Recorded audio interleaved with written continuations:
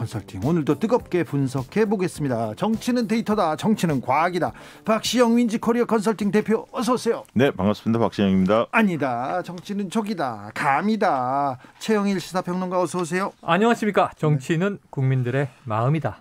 그러면 유권자의 마음이다. 마음을 가져가야죠. 그럼요. 그래야 이기죠. 마음을 읽기 위해서는 여론조사가 필요합니다. 아, 그래요? 네. 2월 짧습니다. 벌써 마지막 주예요. 서울시장, 부산시장 재보궐선거. 자, 이야. 뜨거워지고 있습니다. 뜨거워져요. 싸움이 붙었습니다. 자, 계속 합동 토론회, TV 토론회 되는데 오늘 오세훈, 나경원 후보의 토론에서 신경전 아우 뜨겁더라고요. 뜨거웠어요. 아주 날카로웠습니다. 그러니까 오늘 이제 1대1 맞수 토론은 마지막이에요. 예. 국민의힘은 3차 토론이 한 번 남았는데 4명의 후보가 합동 토론회를 하기 때문에 방식이 바뀌는 거고 예. 오늘 나경원 후보가 3승을 거뒀습니다. 판정단이 판정을 하잖아요. 네, 거기서는 이게 실제로 이제 후보 결정에 영향을 주는 건 아닌데 나경원 후보가 앞선 것으로 네. 그렇게 조사가 된 거죠. 맞습니다. 나경원, 오세훈 TV 토론의 결과 1대1 나경원 대 오세훈에서 나경원 승 이렇게 판정이 나와서 나경원 후보가 3승. 근데 이거는 TV 오세훈 후보 2승 1패. 잘했다라고 볼 수도 있지만 한편으로 보면 지금까지 여론조사상에 우위를 점했던 후보들이 대체적으로는 그렇죠. TV 토론 평가에서도 좋게 나오더라. 좋게 나왔잖아요. 네. 확증 평양이 있는 건데 맞아요. 지금 나경원, 오세훈 대결하면 여론조사가 여러 가지가 쏟아지지만 대체적으로 오차 범위 내외에서 조금 오차범위 내에서 각축을 벌이는 조사도 있고 좀 밖에서 좀 나 후보가 앞서는 경향도 좀 있고 그런 것 같습니다. 지금 그 TV 토론을 누가 잘했다보다는 누가 이길 것 같아. 그래서 이길 사람을 밀어주자 그런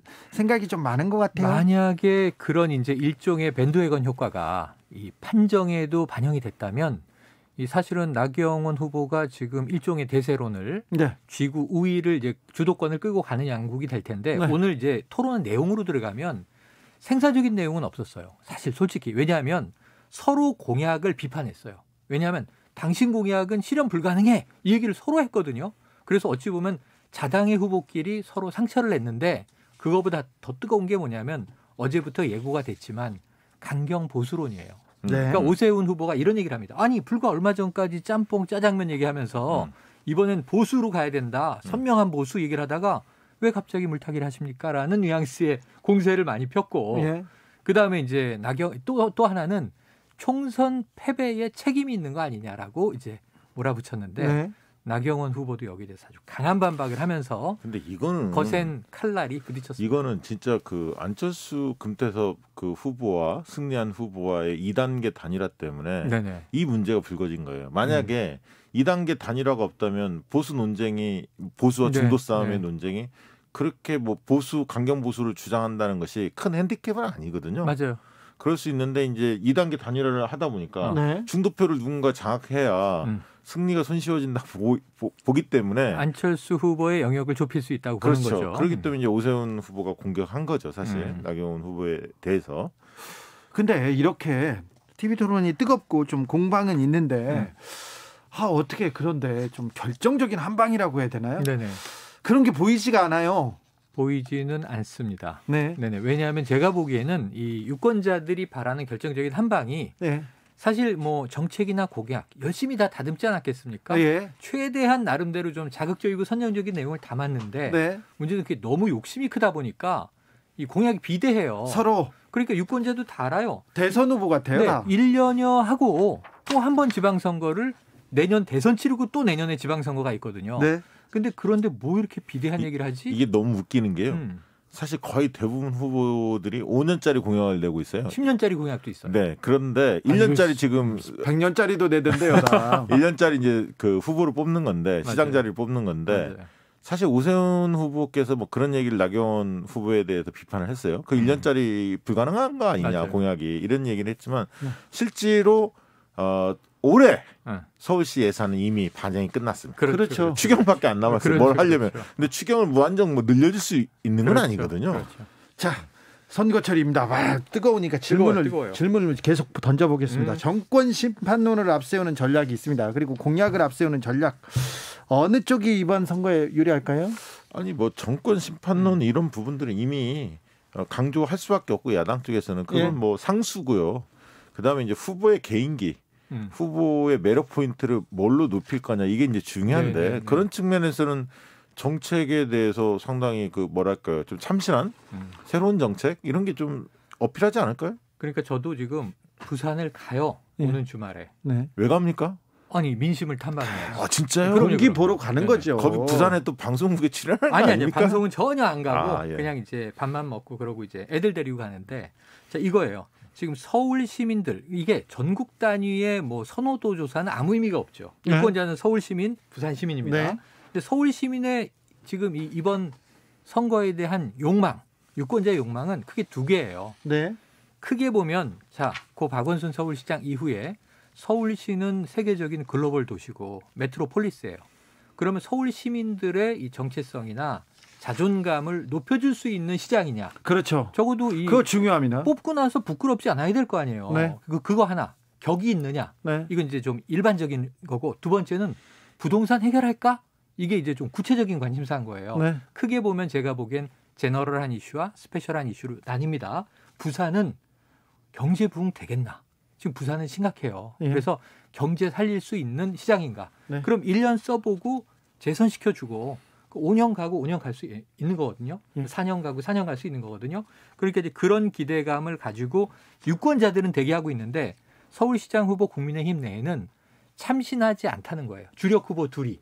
네. 그래서 오신환 후보가 난 완전히 새로운 인물이다라고 주장을 했고 조은희 이제 후보는 참신하게 참신성에 방점을 뒀어요. 그런데 지금 오늘 이제 오신환 조은희 후보의 1대1 맞수 대결도 얘기를 해드려야 되니까 요거는 이제 조은희 후보가 승했습니다. 아, 그랬어요? 네, 그러니까 좀 오신환 후보가 어떤 새로움을 내세웠는데 어필하지 못하고 있다. 더 새롭다고 보이는 것. 그런데 이것 좀 물어볼게요. 국민의힘에서 서울시장 보궐선거 후보를 국민 완전 경선제로 선출하지 않습니까? 그러니까 이렇게 100%를 여론조사로 이렇게 후보를 선출하는데 이거는 누구한테 유리한 건가요? 아니 그거는 뭐 지금 여론조사 결과 나온 대로 나올 가능성이 큰데 지금 보면 두 후보 간의 오차범위 내에서 각축을 벌이는 조사도 있고 오차범위 밖에 벌어지는 조사도 있지만 어쨌든 최근 들어서 한 일주일 전에는 나경원 후보의 상승세가 뚜렷했는데 또 얼마 전에는 조사해 보면 또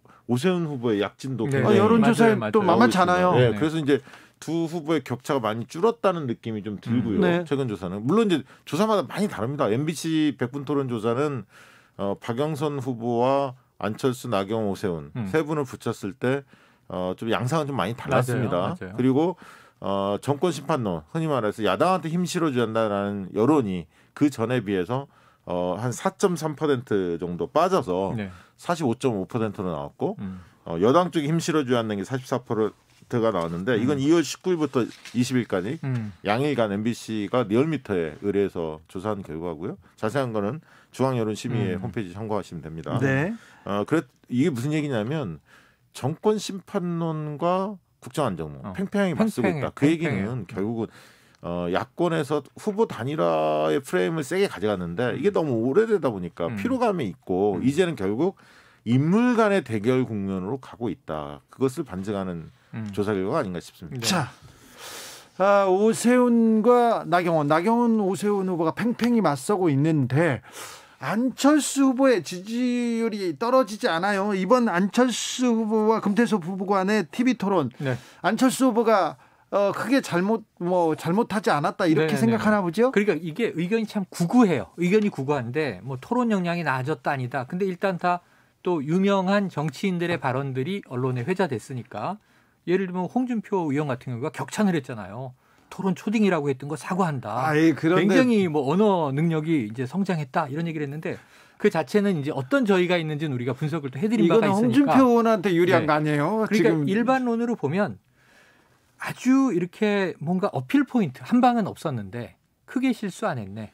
과거와 비교해 보면 차분해졌네. 이런 정도예요. 그런데 2차 토론회가 있어요. 2차 토론회가 예정돼 있는데 TV 토론으로 안 돼요. 그러니까 이게 유튜브라든가 뉴미디어 채널로 이제 하긴 하는데 이게 곧 나올 텐데 문제는 이게 TV 중계를 안 해도 저는 이건 폭발력이 또 있어요. 뭐냐 모든 언론이 풀로 실황 중계를 하지 않을 뿐이지 나왔던 이야기를 다 편집해서 기사 또 쓰기죠. 뉴스로 때릴 거기 때문에 상당히 사람들의 관심이 있거든요. 생겼거든요. 지금. 이슈를 그 토론 의제를 뭘로 잡을지가 좀 궁금해요. 그렇습니다. 지난번에는 문재인 정부 평가 때문에 앞부분이 평가. 굉장히 지리했거든요. 관전 토론회 같이 돼버렸지. 네, 근데 이제 만약에 후보의 뭐 정책이라든가 정치 철학이라든가 이런 식으로 뭐 정치 행보라든가 이런 식으로 의제가 잡히면 어떤 면에서 지난번에 이제 금태섭 후보가 조금 잽을 날리는 느낌이었거든요. 그렇죠. 펀치로 휘두르는 그런 게 이제 퀴어 축제 정도가 좀 크게 회자된 정도니까 잽이 그런 정도예요. 네, 근데 만약에 정책으로 깊이 들어가면 조금 더 뭐랄까 날카로운 그런 그렇죠. 질문이 좀 오가지 않을까. 자, TV 토론이 끝나면 후보를 정합니다. 일단 야권에서는 야권이 아니고 보수 범야권 단일화를 해야 되는데 단일화가 쉽지 않을 거라고 계속 박시영 대표가 쉽지 않다. 그러니까 여론조사를 통한 단일화가 쉽지 않다는 얘기예요. 네. 그게 무슨 얘기냐면 만약 나경원, 오세훈 두 분 중에 한 분이 되시면 결정되면 시너지 효과 좀 납니다. 그러면 이제 박영선과의 그 우상호 승자와의 맞대결 이런 여론조사가 계속 발표가 될 텐데. 거기에 이제 안철수 후보를 넣었을 때 엇비슷하게 만약에 나온다면 오차 범위 내에서 서로 형성이 된다면 그러면 이제 진짜 삿바 싸움이 세지는 거거든요. 문항 문구 하나하나가 신경전이 펼쳐질 텐데 그러면 여론조사를 통한 아름다운 단일화 시너지 효과 쉽지 않습니다. 그러면 막판에는 잘 안 된다고 했을 때 막판에는 정치적 결단에 의한 단일화는 있을 수 있습니다. 한쪽이 포기하는 경우에 왜 그러냐면 이게 대선을 앞두고 있기 때문에 가능한 수예요. 그러니까 승부수를 던지는 분이 그렇죠. 내가 이번에 양보할게. 대신 나 대선 밀어줘.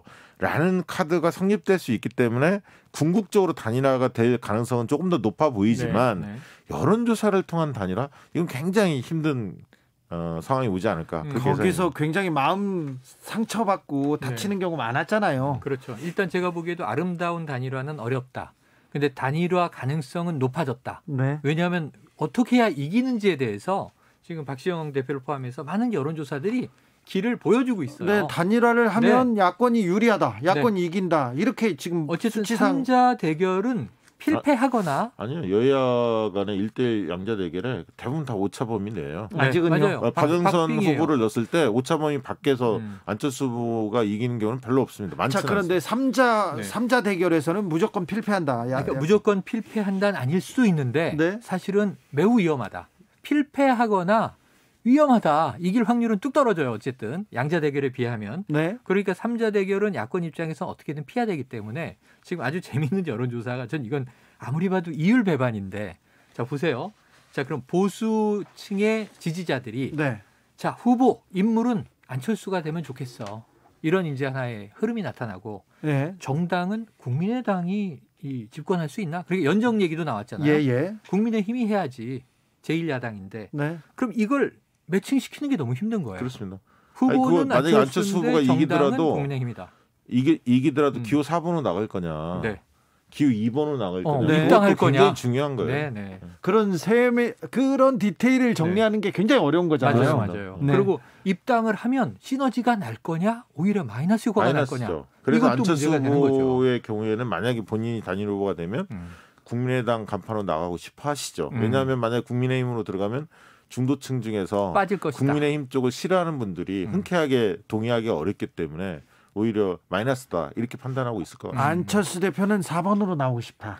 그렇게 생각할 것 같습니다. 이미 그렇게 결심을 그쳤고 김종인 비대위원장이 그럼 이제 와서 이제 후보 단일화, 최종 단일화가 이루어졌을 때 안철수 후보를 우리 당 후보로 받아들이고 인정할 거냐 이런 것도 지금 예민해 보여요.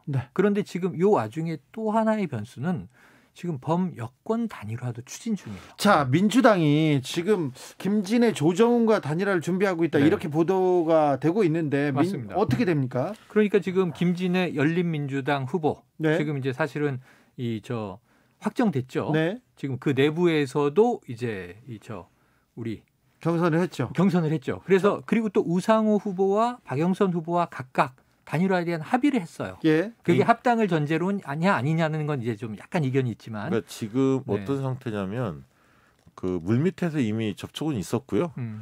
민주당이 내일 최고위원회에서 이 결정한다. 문제에 대해서 공식적으로 의결을 합니다. 그렇지. 그러면 이제 필요하죠. 협상 대표가 꾸려지는 거고요.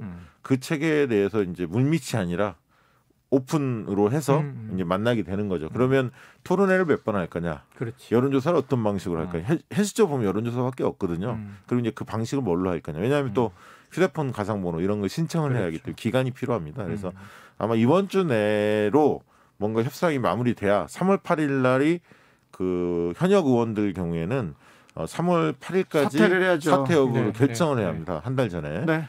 때문에 이제 김진애 의원 같은 경우도 현역 의원이기 때문에 3월 8일 이전에 단일화 결과가 나와야 합니다. 거기다 이제 민주당은 지금 경선 투표가 오는 금요일부터란 말이에요. 26일부터 시작되니까. 네. 3월 1일까지. 후보는 둘인데 3월 1일에 이제 그 투표는 결정이 되겠죠. 네. 그 이후에 이제 시간들이 다 점점 바터지고 있어서 네. 그만큼 불안정한 변수가 높아져요. 한 명 그러니까 다음 주면 많이 결론이 납니다. 그렇죠. 민주당 후보 결정되고요. 네. 국민의힘 후보도 3월 4일 날 결정이 되거든요. 제3지대 후보도 결정되고. 그다음에 이제 단일화의 민주당 쪽과 김진애 후보도 다음 주에 결론이 날 가능성이 있고요. 그러면 이제 국민의힘 후보가 안철수 금태섭 후보 간에 마지막 그 변수죠. 부분만 이제 변수로 남습니다. 그렇죠. 자, 부산으로 가볼까요? 부산 상황 어떻습니까? 박민식 후보와 이현주 후보 단일화 합의했어요. 네. 그래서 내일 합의한답니까? 아니 내일 후보를 정한답니까? 둘은? 그러니까 지금 그렇게 합의는 됐는데 이제 내일 어떻게 결정될지 지켜봐야 되는데 지금 대략의 흐름으로 보면은 박형준 후보가 워낙 이 격차 있는 1위를 계속 달리고 있기 때문에 1강입니다. 지금 2위와 3위가 연합하는 양상이잖아요. 네. 합쳐도 사실은 따라잡긴 쉽지 않아요. 네. 그리고 누구로 돼도 또 쉽지 않아요. 어차피. 하지만 이제 문제는 지금 부산 양상은 네거티브예요. 지금 쭉 보시면 알겠지만 긍정적인 것보다는 자당 내에 후보 간 상처내기가 많아서 심지어는 지금 이 선거와는 별개로 MB정부 시절의 국정원이 사찰했다. 이것을 당시에 정무수석이던 박형준 후보가 보고받았느냐 안 받았느냐. 본인은 부인하고 있고 문서상으로는 정무수석이 들어있고 지금 이 상황에서 이것을 여당이 주장하는 것보다는 이현주 후보가 사실은 토론회에서 그리고 이게 3월 둘째 주에 이 환경단체가 국정원을 상대로 정보공개 소송을 했는데 이겼죠. 네, 이겼고 거기에 대해서 전문 공개를 요구를 했거든요. 맞아요. 전문이 다 나올지 아니면 부분적으로만 공개할지는 모르겠으나 어쨌든 국정원의 최근 어떤 흐름으로 보면 공개 가능성이 상당히 높아 보입니다. 왜냐하면 당사자한테는 공개하겠다는 입장이죠. 공개하기로 했고 공개하고 있지 않습니까? 네. 그렇게 되면 거기에서 만약에 그게 사실로 드러난다면 박형준 당시에 홍보기획관 그리고 정무수석을 맡았던 부분이 드러난다면 그동안에 이제 이 부분에 대해서는 본인은 모른다. 보고 받은 적도 없고 알지도 못한다. 이런 입장이었는데 어떻게 해명을 할지. 왜냐하면 이게 잘못하면 거짓말 논쟁으로 가면 무책임하다는 평가들을 받을 수도 있거든요. 그래서 이제 그 부분이 변수가 있는 것 같습니다. 그 변수가 있죠. 그리고 3월 달에 되면 후보가 되면 재산 등록하잖아요. 그렇죠. 그러면서 이제 주변 정리를 어떻게 잘했는지 그런 데서 또 언론 검증 나오죠. 같은 게 터져 나오니까. 자, 이야기를 대선으로 좀 넘어가 볼까요? 대선 주자 윤석열 총장은 쑥 사라졌습니다. 이제 사라졌고요. 자, 이낙연 대표는 전북을 가고 이재명 지사는 대구 경북을 가고 이러네요. 이 이낙연 그 대표가 원래 처가 전북입니다. 그리고 할머니 어머니 다 전북이고요. 원래 영광이라는 곳이 고향인데 영광하고 전북이 딱 붙어 있어요. 네, 전남하고 이게 정서적으로는 전북과 굉장히 가까운 지역의 그 고향이 이낙연 대표의 고향이 거기에 대한 이야기를 드리고 싶고 어쨌든 정세균 총리가 대권 나올 가능성이 상당히 높기 때문에 이낙연 대표로서는 이제 대표라는 직책을 가지고 마지막 전북을 좀 방문한 건데 어쨌든 여러 가지 정치적 의미는 좀 있는 것 같습니다. 이낙연 대표 지금 3월 초가 임기가 끝나요. 3월 8일까지죠. 7일까지 8일. 일주일여 남았어요. 불과. 이제 3월 초에 많은 게 정리가 되는군요. 네, 다음 주 후반에 많은 것들이 엄청나게 많은 지금 복잡한 변수들이 그리고 또 2월 임시국회 이번 2월 26일날 임시국회 때 처리할 안건이 굉장히 많아요. 네. 가덕도 그 특별법 신공한 문제도 특별법, 지금 의료법 개정안 뭐 화제가 되는 것만 해도 그리고 또 이제 그 손실보상제라든가 그렇죠. 이 사회연대기금 상생연대 3법 처리 문제도 남아 있고요. 또 뭐 처리는 아니지만 발의될 부분 중에 기소권과 수사권 분리와 관련해서 입법 발의가 될 가능성도 있고요. 그렇죠. 자, 이낙연 대표가 마지막에 대표 일주일 동안 약간의 반전 포인트를 만들어낼 수 있을까요? 일단은 대표로서 할 수 있는 모든 것을 매듭짓는 일입니다. 그러니까 사실 그 이후에는 광야로 나오는데 서울, 부산 재보선에 올인을 할 수밖에 없고 네. 선거 결과에 또 대권 주자로서의 미래 행보가 발목이 묶여 있는 상황으로 어찌 보면 이제 2인 삼각경기 같은 모습을 해야 돼요. 이건 4월 7일, 8일에 결정되겠죠. 그 결과는. 한 달 싸움입니다. 그런데 지금 일단 3월 8일에 퇴임을 앞두고 할 수 있는 모든 일은 국회에서 처리될 수 있는 모든 것이에요. 법안. 집권 여당의 대표로서의 모든 위상을 다 보여줘야 돼요. 그래서 사실은 잘 보시면 이 문재인 대통령의 이 여러 가지 민생 관련 발언들도 이낙연 민주당 대표가 주로 발의하고 제안하고 한 것에 방점들이 있어요. 예. 이런 거죠. 2월 초에 임시국회 시작할 때 원내대표 교섭단체 대표연설에서 지금 이낙연 대표가 4차 재난지원금이 필요하다. 근데 이건 보편과 선별을 함께 가야 된다. 근데 지금 이제 기재부의 고민 때문에 내일 윤곽이 나오겠습니다만 두텁게 4차 재난지원금은 선별이잖아요. 네. 그럼 보편이 떠버렸잖아요. 네. 근데 문재인 대통령이 코로나가 끝날 즈음에 국민 위로 지원금이 필요하다. 해서 이제 야당은 이거 5차 또 주겠다는 걸 미리 얘기하는 거냐? 선심성 아니냐고 시끄러운데. 그 부분이요. 네. 그러니까 15조 뭐 이 얘기도 나오고 20조 얘기도 나오고 맞아요. 어쨌든 두텁게 가는 건 맞는 그렇죠. 것 같아요. 근데 경기도가 2차 그 재난지원금을 주지 않았습니까? 2월 1일 날. 네. 근데 제가 알기로는 60% 이상 막 신청을 했거든요. 많이 신청을 했거든요. 그러면 그 결제가 지금 상당 부분 소비가 이루어졌어요. 재난지원금을 받았던 1인당 10만 원 받았던 분들이. 그러면 지금 원래 기재부 논리대로 한다면 이게 이제 방역에서 경기도 쪽에 확진자가 막 늘어나야 돼요. 왜냐하면 물건을 막 사면서 사람들 붐볐기 때문에. 근데 상당수는 온라인 결제들을 하고 있어요. 뭐 치킨을 시킨다든가 이런 식으로. 그래서 만약에 3월 중순 때까지 경기도에서 확진자가 특별히 증가하지 않는다. 만약에 이게 이렇게 입증이 된다면 재난지원금을 전 국민에 줬을 때 방역에 지장이 있다? 이렇게 가설을 주장했던 내용들이 근거가 별로 없는 거예요. 네. 저는 그렇게 봅니다. 그럴 수 있다고 봐요. 네. 그런데 이제 제가 지금 말씀드린 이제 굳이 5차라는 이제 이 순서를 붙인다면 문재인 대통령이 언급한 이 국민 위로 지원금 이건 보편으로 주는 전제로 하는 것. 1차 때와 유사한 것은 사실은 빨라야 올 하반기잖아요. 올 하반기. 그렇죠. 네. 그래서 이 정도가 이낙연 대표가 이제 당 대표직을 놓고 물러나기 한 열흘 전쯤 해서 좀 힘이 실리는 대목이 아닌가 하는 거고 네. 그 이후에는 오롯이 재보선의 결과와 이낙연 이제 대권 주자로서의 면모는 그 2단계로 연결될 것이다. 이건 4월 초를 지켜봐야죠. 이재명 지사의 행보에 대해서는 어떻게 보세요? 지금 이렇게 기본소득 가지고 조금 이렇게 찬반이 그 민주당 내에서 구도가 형성이 되고 있는데 그게 그 이재명 지사한테 꼭 좋은 것만은 아니라고 보여집니다. 왜냐하면 기본소득에 대해서는 그 국민 다수는 검토할 시기는 됐다. 그러니까 공론화가 좀 필요하다라는 거에 대해서는 동의하는 것 같아요. 다수는 반대하는 분도 있지만 시기가 빠르냐, 액수를 어느 정도 하느냐, 현실 가능한 방법이 뭐냐 이 부분에 대해서 논쟁할 그 시점은 된 거 아니냐 이렇게 보는 것 같고요. 기본소득에 대한 개념을 다 이해했어요. 이제 재난지원금을 받다 보니까 약간 변형된 형태이긴 하지만 한번 경험을 해본 거죠. 이상한 형태를. 상시적이냐 이런 그렇습니다. 차이가 그래서 논쟁을 하는 것은 필요해 보이는데 사실 이재명 지사가 가지고 있는 브랜드가 여러 가지가 정책 브랜드가 있는데 기본소득만 가지고 찬반으로 붙는 것은 이재명 지사한테 꼭 좋은 것만은 아닌 것 같아요. 다만 이것을 공론화 단계로 끌어올린 공은 있는 거죠. 민주당 입장에서 보면. 맞습니다. 제가 보기에도 마찬가지의 말씀이고 지금 기본소득의 동력이 내년 3월이 대선이잖아요.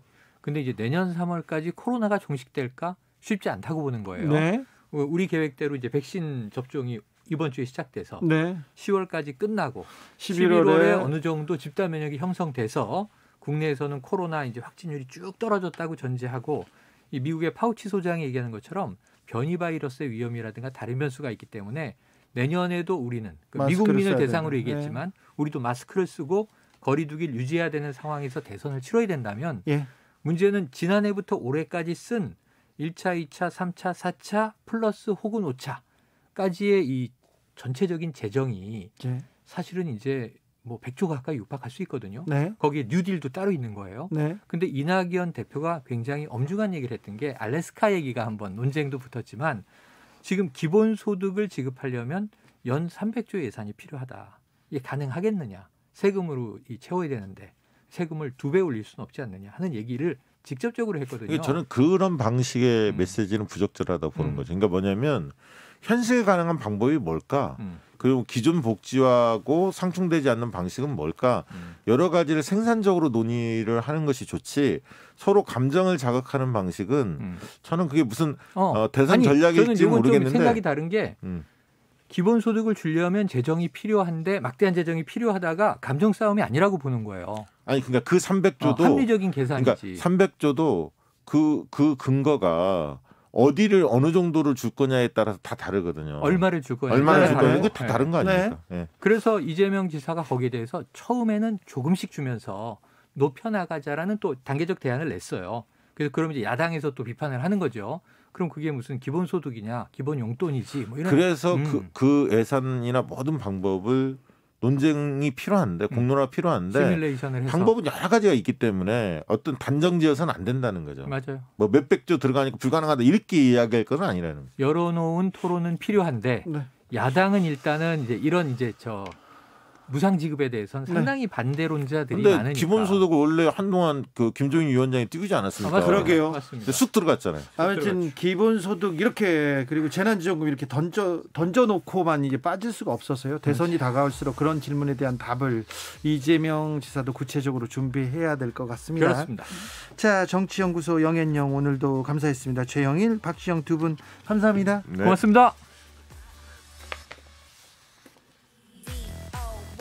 21입니다. Do you love me? 들으면서 저는 잠시 쉬었다가 6시에 돌아오겠습니다. 여러분도 6시에 아주 좋은 소식으로 돌아오니까 조금만 있다가 뵙겠습니다.